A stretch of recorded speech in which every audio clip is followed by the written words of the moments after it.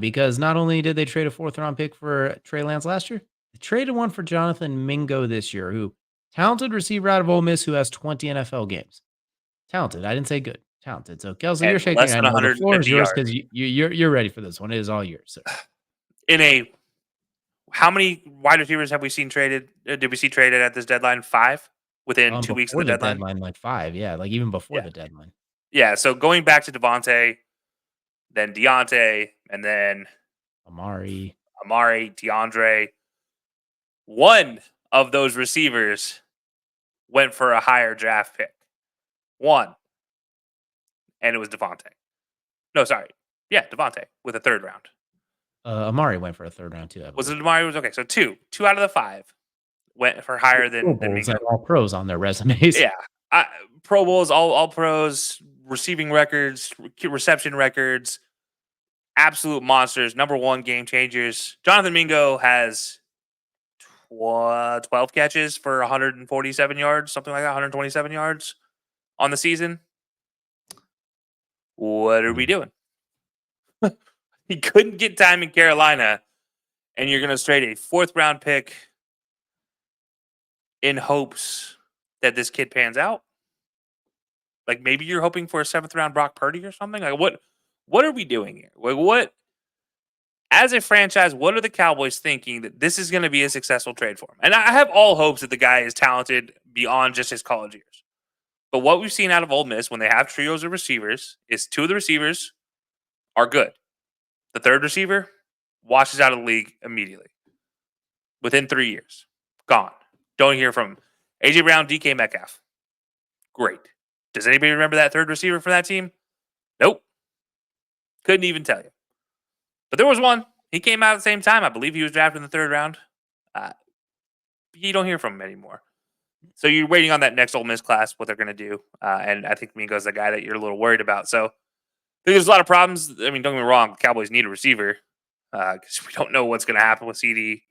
Obviously, Cooper Rush needs somebody to throw the ball to other than Jake Ferguson because that seems to be all he has on the field right now that actually shows up in the game on game days. And then Jalen Tolbert forgets to catch the ball. Kevontae Turbin is a kick returner and isn't ready to play offensive snaps, it seemed like this last week. So I don't know what's going on with the Cowboys. Maybe it's just an emergency. Oh no, we got to try to figure out something. But yeah, this feels like a, you know what? We need something. We're going to overpay for it situation. And congratulations to the Panthers. They got a 4th round pick, and they're going to go and make a great draft pick out of that in next year. I understand them not trying to trade for like Amari, DeAndre, all those type of guys as well, because salary cap plays a part in that as well, because you will have to pay for that unless somebody could take part of it. Mingo's on the rookie deal. I'm offended by the 4th round pick part of it, because I mentioned that earlier too.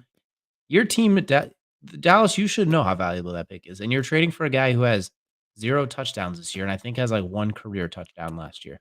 He has 12 catches on the year.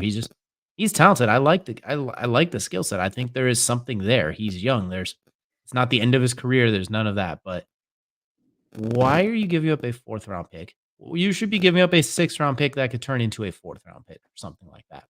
Like, especially when you just saw your franchise quarterback, who is the richest player in NFL history, go down for a month, if not longer. He's the highest paid receiver in football, 2nd highest paid, something like that. He's now banged up with a shoulder injury. So you go and trade for Jonathan Mingo, but you won't play Trey Lance. I'm so confused. I disagree. 4th rounders can be important. I disagree, but there are more each round 4th pick round can be draft important. picks. There are more 4th round draft picks and 5th round draft picks that start in the NFL than 1st and 2nd round draft picks. We could find like anomalies for every round where 7th round Brock Purdy, 6th round Tom Brady. We'll find superstars at every level. I think with Mingo, I would have preferred a later one for someone who hasn't produced on that as well too. Especially when you need a receiver, but you're a mess right now, and you just lost your star quarterback and your star receivers banged up. It's a very weird thing. I like Mingo. Cowboys confuse me though, but This goes to the conversation of trading away or not going out and trying to sign Noah Brown in the offseason. And you sit there and you look at your team and you're like, oh, we need another receiver because outside of CD and Brandon Cooks for 3 passes a season, we don't have a quality second receiver. And that's a problem with the Cowboys is they're like, oh, well, we have a number one and we have a guy who was really good in a garage in Houston, but since he's, pulled out into the driveway, we can't find him. Hmm. So it's a product of the system. The Cowboys are still trying to figure themselves out after losing Dan Quinn, and it's just been like a cacophony of dominoes falling and just ruining everything. Kyler, or not Kyler, but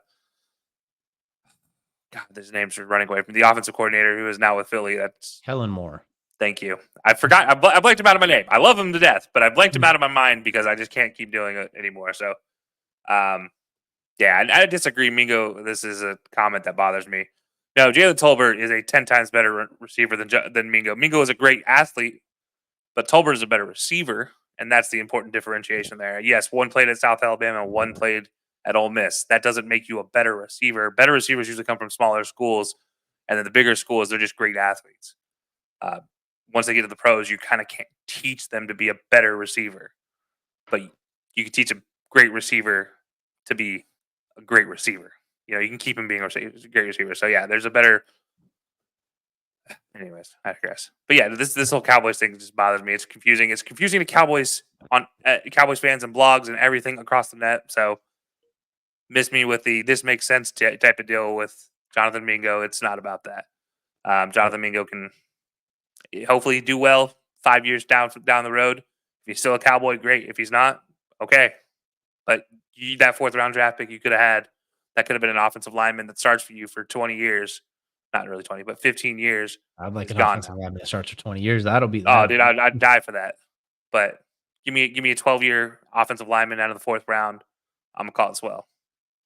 Well, the good news is we're done talking about your Cowboys for a little bit too, Thank because I God. can I can feel it taking a little bit out of My your life soul. is leaving me as we say that. Like my life is just gone.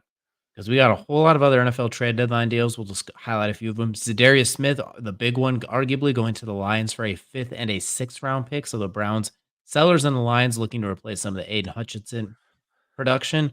We also got the Vikings And he acquiring and he Cam has Rock. a year option when he gets to the Lions. Absolutely. So he's got a little wiggle room there. Steelers actually getting surprisingly busy as well, acquiring outside linebacker Preston Smith from the Packers for a 7th round pick and Mike Williams for a 5th round pick. So adding another pass rusher and a big bodied receiver to play opposite of George Pickens. I honestly I like that move. Very, very low, very, very low. What's the word? Maybe Low not risk, huge high reward. results, but like yeah, there we go. Low risk, very high reward, especially if you get Chargers Mike Williams. Just run deep and dunk on people. Let George Pickens do everything in between. And then the occasional Najee Harris on check down. Hey, Especially with the way I'm Russell saying Wilson throws moon balls.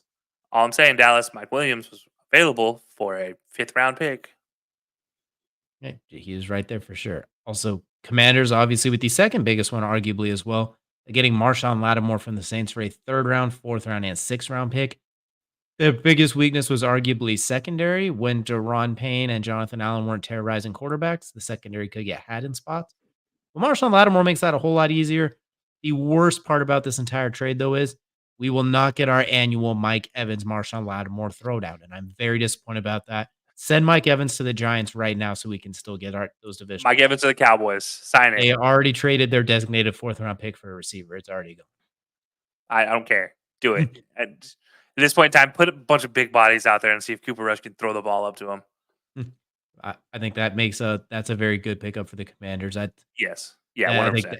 that's an awesome move for them. Tre'Davious White going to the Ravens. He's unfortunately those injuries have completely killed his athleticism and his Yeah. legs, unfortunately. But at least he gets to be on a winner, and he is a veteran. So I think in that secondary, which has struggled, he could benefit, but I don't see him going out there and looking like X Factor Trey White. He's going to enjoy that 3 deep zone they run. Hmm. He is going Yeah. to enjoy that far, far too much. Absolutely. And then an interesting one here, Zach Moss with an injury to his neck. It looks like he's going to be out for the season, by the way, from practice. I don't know what the Bengals are doing at practice. You got T. Higgins out for several weeks. You got Zach Moss out for several weeks because of practice. Bengals, get a practice field where you don't have to literally cross the street to get to. Well, B, they don't quit have to hurting cross the yourself. street. No, they don't have to cross the street. They have to cross a park and a walkway to get there. The problem is they laid their practice field, by the way, on top of concrete. It used to be a concrete section in the middle of the park.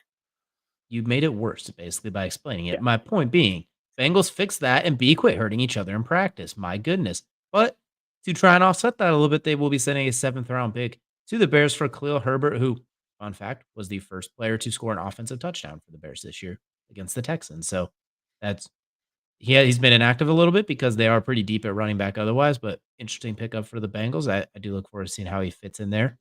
Kind of a scat back, compliment Chase Brown, but we'll see. That'll be an interesting fit for sure. Yeah. And one of the ones that I think I like a lot, and I think you will like as well. The Cardinals surprise buyers at the trade deadline as the leaders in the NFC West, sending a 6th round pick to Denver for Baron Browning, the defensive end slash outside linebacker. He's only started about 9 games since entering, but he has his moments where like he can get after it. He can get after it if the offensive lineman is, I don't want to say weak, but if it's a weak spot at your offensive line, if he's lined up across a slower tackle, he can get after it. And they need to get after the quarterback in the front. That's what the Cardinals desperately need, and you're giving up a 6th round pick for it. I like that move a lot for the Cardinals. I don't know if it'll make a huge difference, but I like the move itself. Yeah, I think this for for the Cardinals, it makes sense. I like the opportunity. It really is what it is that Browning can come in and maybe make the difference. He doesn't have to be a full time difference maker like they were relying on him to do in Denver, and he obviously didn't do a terrible job at it. But he wasn't week in week out. He also had a couple injuries here and there, so you know didn't really get a fully pan out. But we've seen what he can do. I mean, Browning at times is one of the most dominant defensive linemen out there, right? Outside linebacker, defensive line, whatever you want to call him on the field, and he can perform well. It's just a matter of can you keep him consistently healthy and go to the Cardinals. That team is looking on the ups, and you don't have to play every single snap. Go out there for pass downs and see what you can do, and that's I think his best way to perform. Really, like call it a NASCAR package or whatever you want to call it, and he'll get right at the quarterback. Absolutely. Speaking of getting after the quarterback, the last one I kind of want to pop in on is rotational pass rusher Josh Uche leaving the Patriots, going to the Kansas City Chiefs for a 6th round pick. Uche, who had 11.5 sacks 2 years ago, now will be joining George Karlaftis, Chris Jones, Nick Bolton in the squad, and just just give them the Super Bowl ring at this point. Like, my goodness, you get D Hop, who, while he's not quite all right, you get DeAndre Hopkins, who's not quite D Hop anymore, but he looks revitalized catching passes from Patrick Mahomes, and especially when he only has to catch them sometimes. And then now you throw in Josh Uche to go with this. How do they keep getting away with it?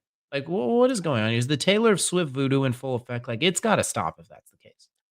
I don't know where all the money is. I know the Hunt family's loaded, but I didn't think they were this loaded. This is just crazy.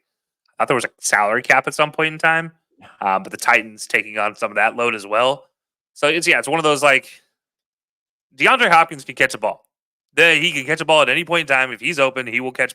If he's partially open, He doesn't even have he's to be not even. open. If he's not open and he can stick his arm up over somebody, he can still catch the ball. And now he has probably the most accurate passer he's ever played with in his entire career, going back his entire life to Easily. Patty and the guy who just says, "I don't care.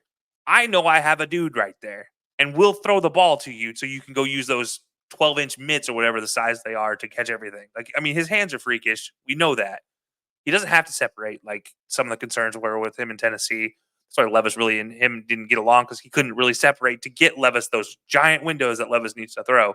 Patty doesn't need those. And that's gonna be a huge part for Patty. We saw it 2 touchdowns in game one. Yeah, DeAndre is just that's going to add a dimensional level that opens up Travis Kelsey in ways, and then it's going to open up run lanes. But on the defense, man, how? Why? What? Why? Why? Why are you guys going to keep? What is going on in the NFL where they look at these guys that are potential trade conversations because they all talk and they're like, you know what? I don't want him. I don't want to send a 5th or 6th round pick to go get this guy. I'm going to let him just sit there. No, there used to be a rule, and especially when it goes to waivers, where you put a claim in, even if you don't want the guy, just to prevent the better teams from getting him. So it should be the same thing in every type of trade conversation. Just put in a deal like if they don't accept it, they don't accept it. But at least I tried. It doesn't even feel like teams are trying to go get these guys down. They're just like, all right, yeah. Chiefs now have 2 sets of defensive linemen that can go and attack a quarterback at a plus 8.5 sack average game, like or a year. Like, it's stupid.